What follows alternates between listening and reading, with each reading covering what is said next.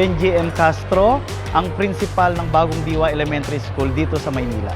Isa sa mga concern ng paaralan at tinututukan ay ang programa sa pangkalusugan o health ng ating mga learners.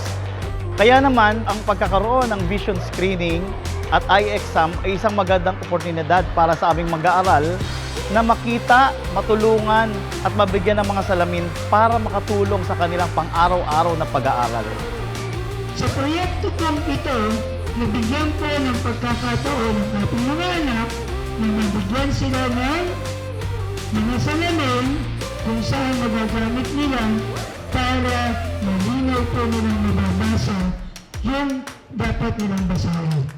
Gagawin po lahat ng DepEd ng paaralan ng Division of Manila para matulungan po ang ating mga bata na magkaroon ng dekalidad na edukasyon at magkaroon ng magandang kinabukasan ng ating mga anak through the support of the GT Foundation Ideal Vision.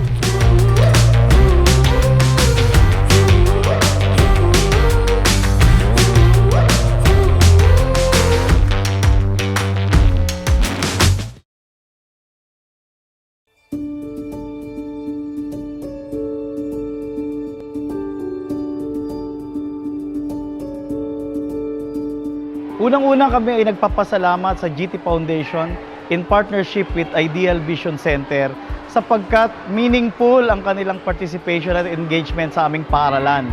Maraming mga bata na nangangailangan ma-examine, ma-screen ang mga mata para magkaroon ng maliwanag na pag-aaral at para magkaroon ng maliwanag na kinabukasan.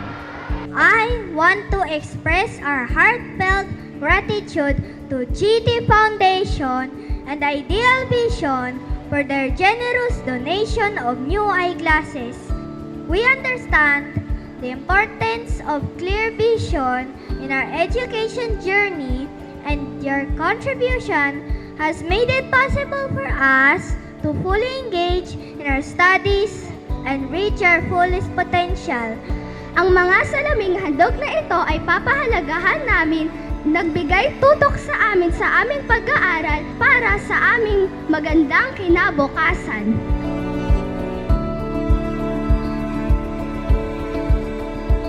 On behalf of DepEd Manila, my heart is overflowing with joy, happiness, and I'm very positive that you would be able to change the lives of our students na lalong lumiwanag ang kanilang paningin at lalo silang magiging effective and efficient individuals and become a very successful student and citizen of this country.